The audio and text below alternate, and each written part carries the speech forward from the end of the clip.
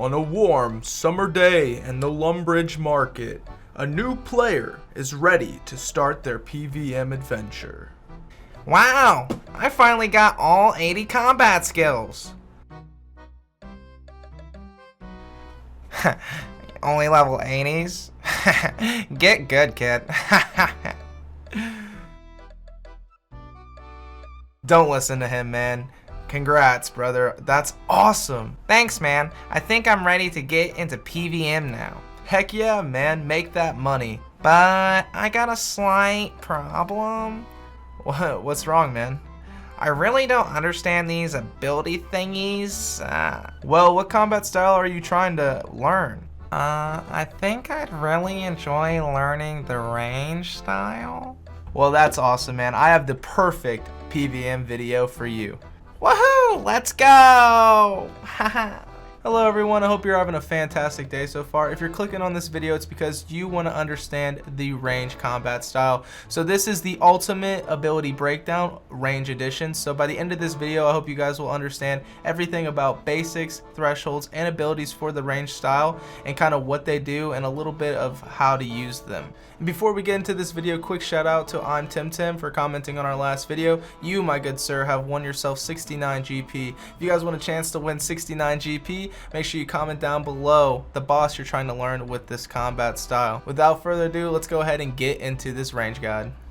Before we get into the video, everyone, a quick disclaimer for you. I do not know everything about PVM, just a decent understanding. So with that being said, there most likely would be an ability or two that I don't explain right or mess up. So if this does happen, please take advantage of the comment section. Let me know what I could have explained better, what I explained poorly, and even let me know what I explained well that helped you understand something better. With all that being said, let's get into the meat of this video.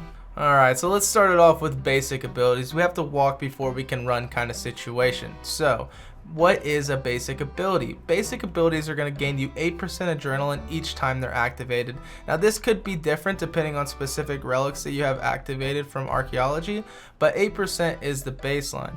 Now, when you activate a basic ability, this usually comes with increased damage, a special effect, or both. What I have on screen here is every single basic ability that's tied to the range combat style, and what we're going to do is deep dive into each specific ability, so that way you guys understand what they are, what they do, and when you should probably prioritize them when you're coming up with your own rotations. So, let's get into our first basic ability. So starting it off for the basic abilities, we have quiver ammo slots. This allows you to select ammo in slot 1 or 2 of your quiver. Now, if you're new to PVM, you're probably thinking to yourself, quiver slots, why would I need this? When would this be beneficial? Well, this is kind of when you're trying to use different bolts or different arrows when using range. You can put these arrows into your quiver, saving you inventory space and making it a little easier to bolt switch or arrow switch. This is unlocked by the Pernix quiver, and to get that you need 100 fragments of Pernix quiver, which, yeah, we just said quiver like 15 times, but you guys understand where I'm going with this.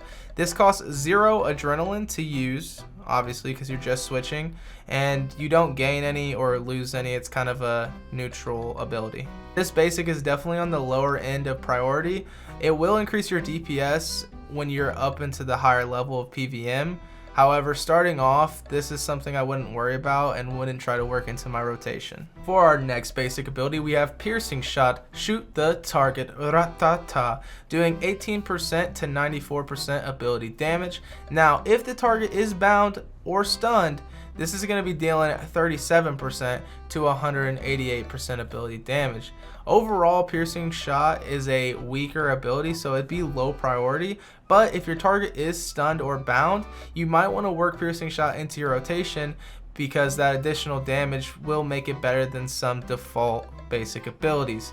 This costs 0 adrenaline to use, and you will gain 8% adrenaline from it. Fantastic. For our next basic ability, we have binding shot. Fire a binding shot. I don't know if it's just me, but when I look at this basic ability, I kind of get 50 Shades of Grey vibes. I don't know if it's the rope kind of getting me excited or throwing me off, and again, this could just be me, but when activating binding shot, you'll be doing 20% to 100% ability damage. Along with that, you will stun your target for 1.2 seconds and bind them for 9.6 seconds.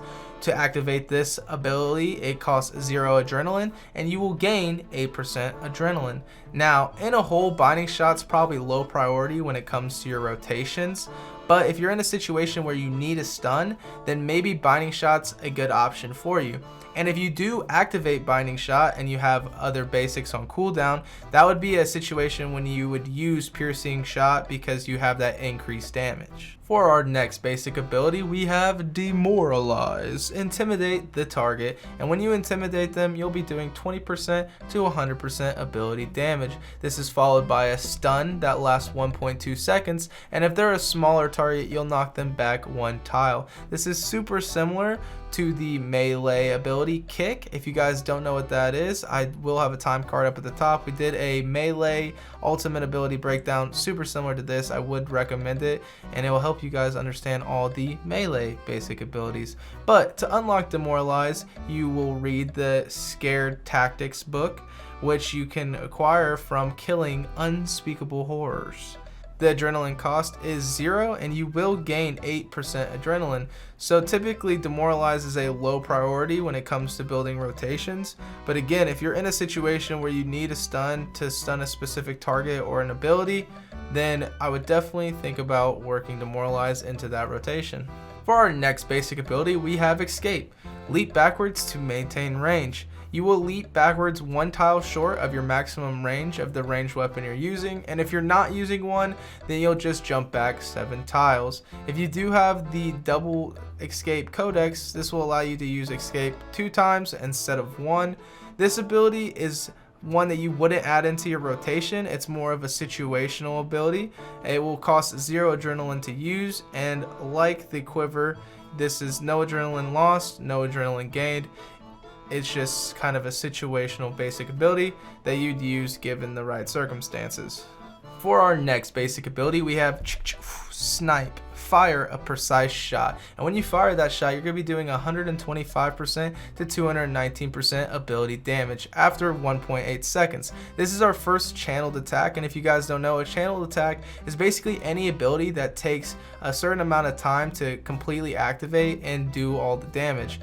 And to top it all off, if you use Snipe in a PvP situation, you will be disabling protection prayers. So if you're in a situation where you're in the wilderness and you're, trying to kill some lava strike worms and someone sneaks up on you, go ahead and snipe them, drop their prayers, spec them out, and anti-PK them. This will cost 0% adrenaline, and you will gain 8% adrenaline. Snipe is definitely a mid-priority basic ability that I would definitely prioritize when it comes to building a rotation due to the large amount of damage. The only downside is it does take a few seconds to activate the ability completely, so if you get in a hurry, you could just be wasting time and accidentally cancel Snipe, and then you're in a situation where you're losing DPS instead of gaining it.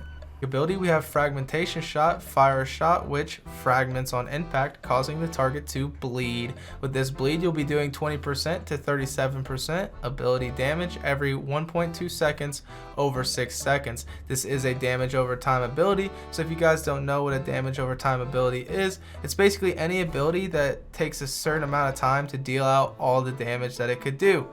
The thing that makes Fragmentation Shot special is that if a target's moving, so if you use Escape, created space from the target that you use this ability on, it will do 2 times the damage that the ability would do originally. So you're doing even more DPS as long as you keep the target moving. This costs 0% adrenaline, and it will gain you 8% adrenaline. For me, Fragmentation Shot is a high priority in solo situations, so it's definitely a basic ability that I use personally in my own rotation. However, if you're in a group setting, you wouldn't want to use Fragmentation Shot, because the way bleeds work in group bossing is that if someone else uses it over yours, it will cancel your bleed, kind of hindering your DPS, where you could have used a stronger basic ability in the first place.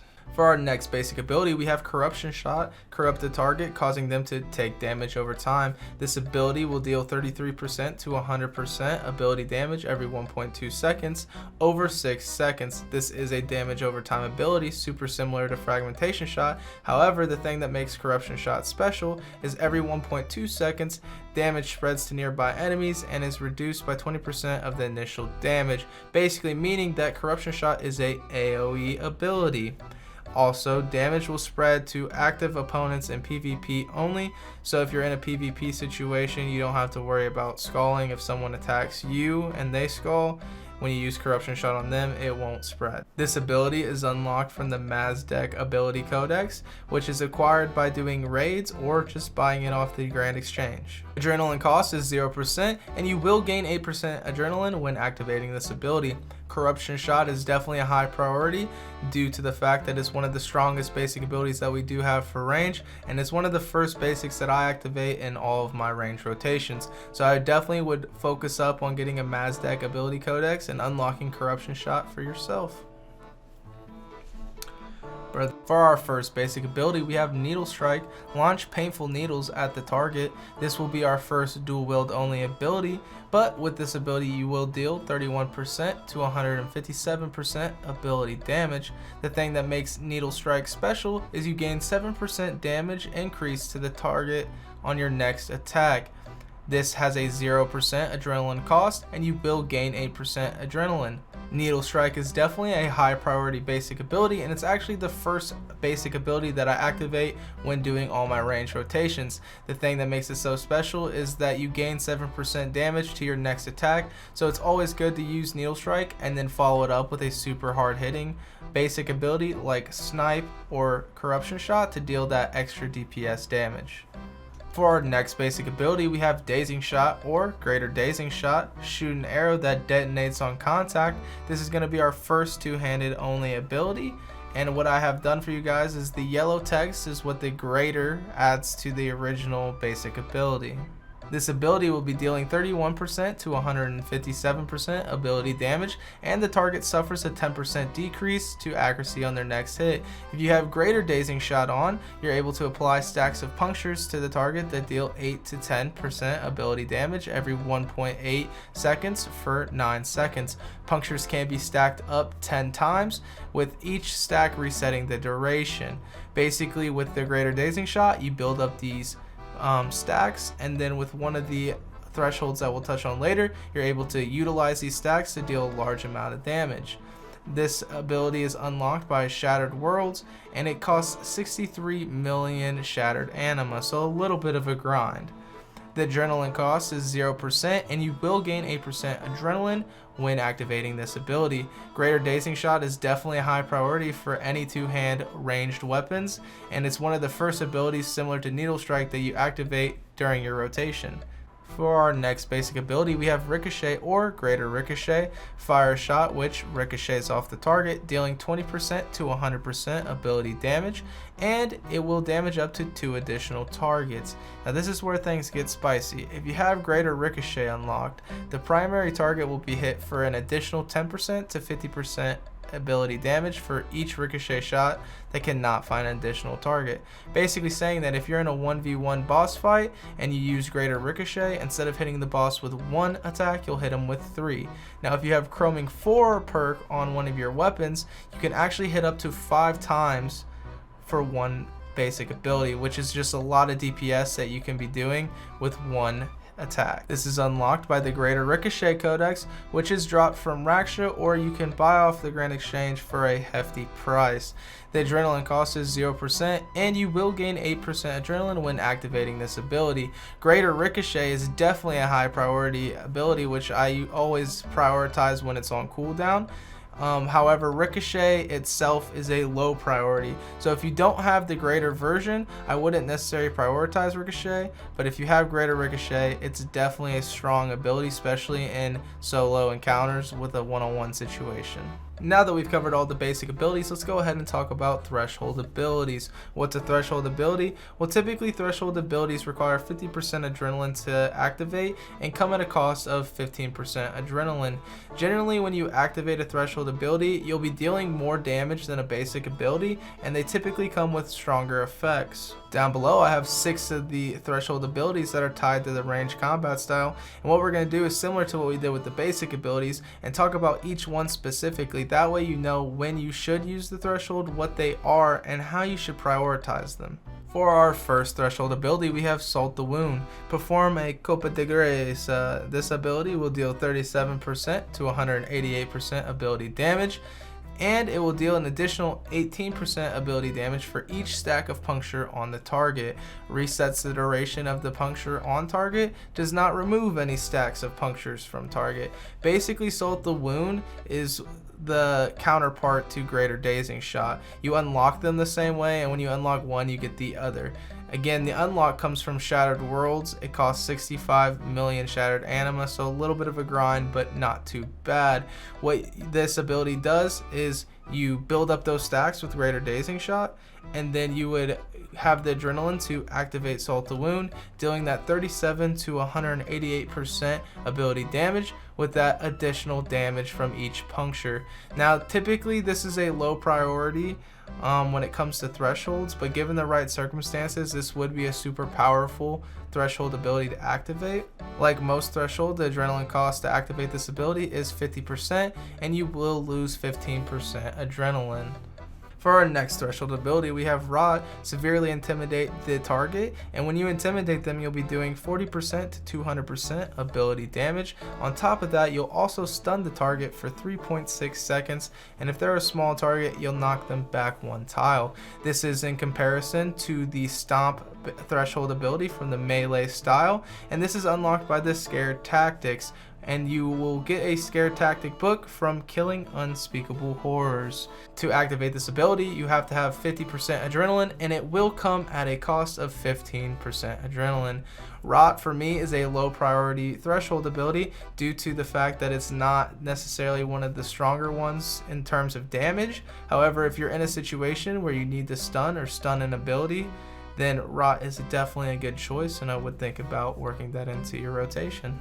For our next threshold ability, we have Bombardment, fire a volley of shots into the air, which come raining down. This ability deals 43% to 219% ability damage, and not only does it damage the primary target, but it will damage 8 enemies that are adjacent to that target. So this is our first threshold ability that's an AoE. Like all thresholds, the cost to activate this ability is 50% adrenaline, and it will take 15% adrenaline from you.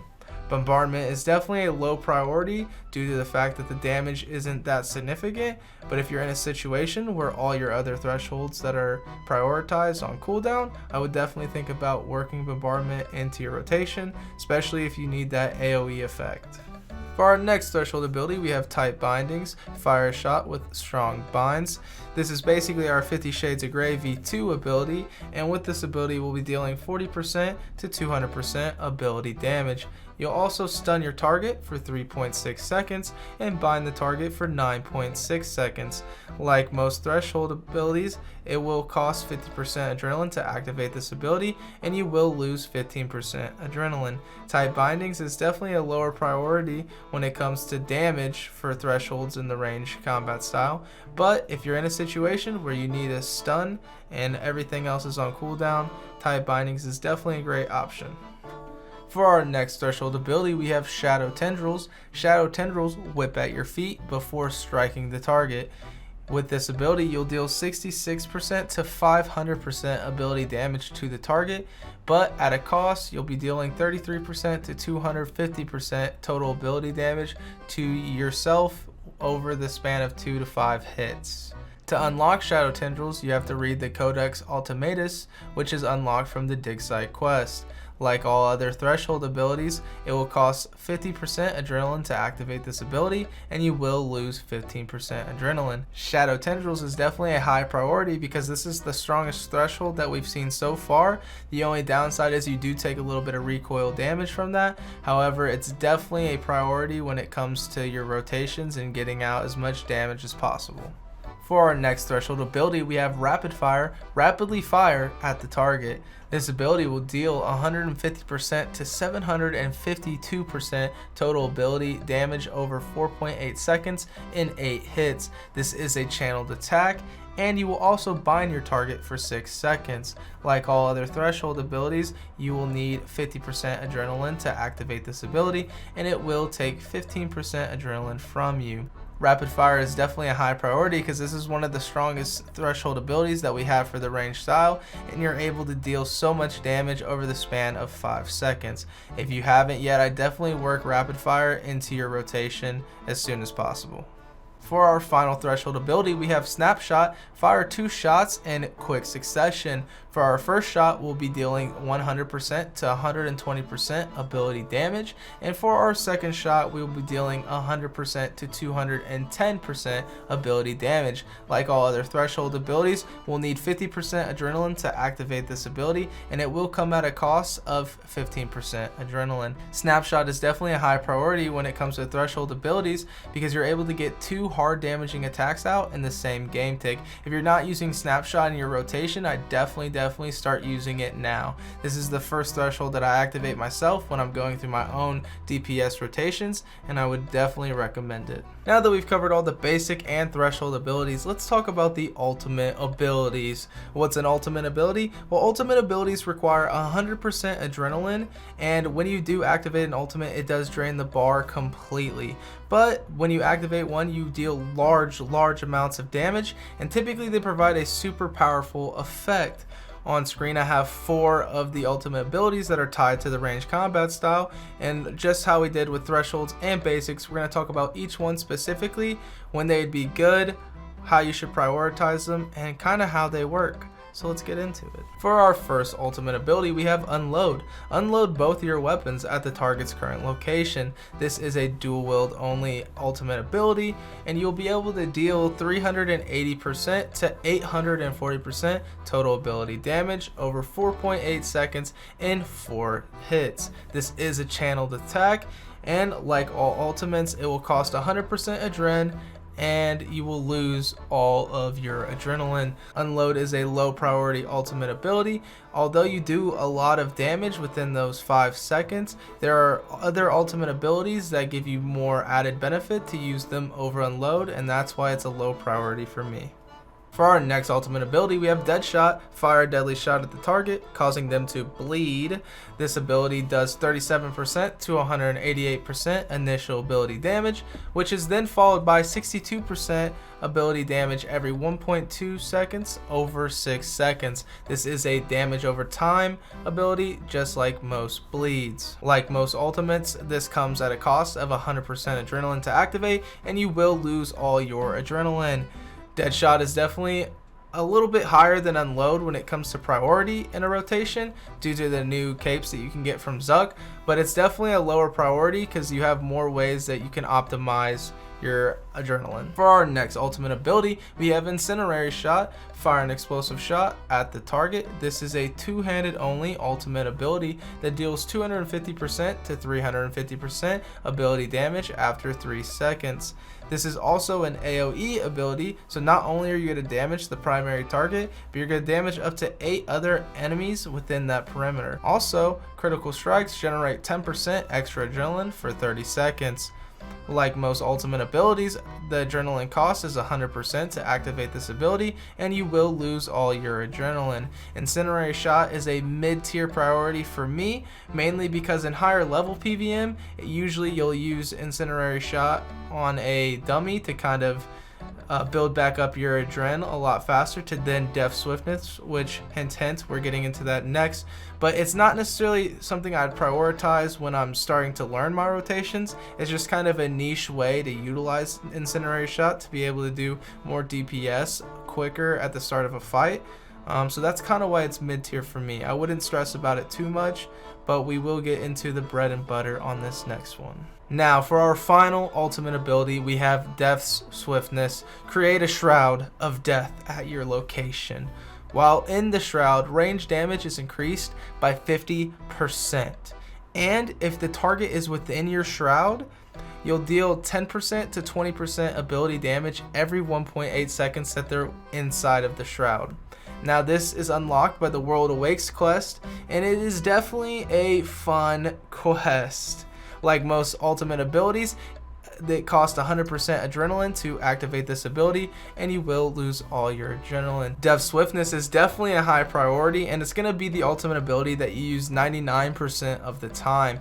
While in Def Swiftness, like I said, you do 50% more damage, which goes a long way, and if you have planted feet, I believe it lasts 30 seconds. So 30 seconds to deal 50% more damage than you would when you're not in the shroud. And if you do certain things to build back your adren, to use different thresholds to do more damage, you're gonna see a very strong increase in your DPS if you can keep Def Swiftness going. As soon as it's on cooldown, drop a Def Swiftness, you're gonna see significant increase in your DPS, and you'll probably get a lot faster kill times as well. Now that we've covered all the abilities for the range combat style, you guys should understand what they are and how they work. But you might be asking yourself, well, I don't know the specific order I should put them in to get the most DPS out of it. Well, what I did is I pulled a few action bars depending on what you have unlocked, and I did pull these from the wiki. So if you guys don't know, the wiki is such a powerful source. If you have any questions, you can ask in the comment section down below, or honestly wiki it and you most likely will find the answer.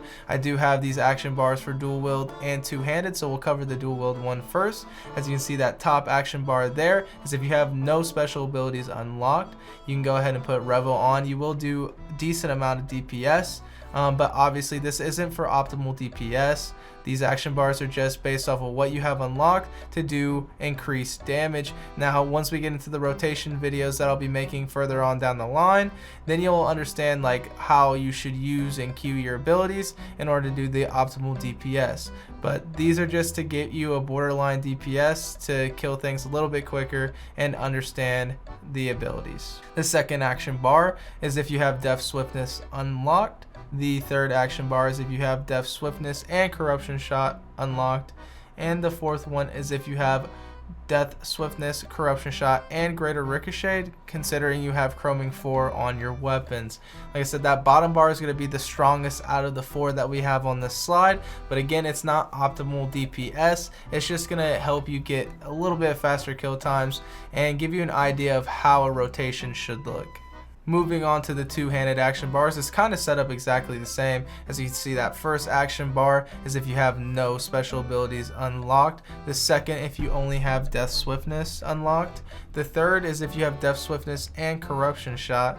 And that last action bar is a mouthful. If you have Death Swiftness, Corruption Shot, Greater Dazing Shot, and Greater Ricochet unlocked, that bottom bar is going to be the best out of the 4 for two-handed weapons. Again, not optimal DPS, but it's going to do more damage than not having anything. You can throw it on Revo, do decent amount of damage, and kind of get an understanding of how a rotation should look.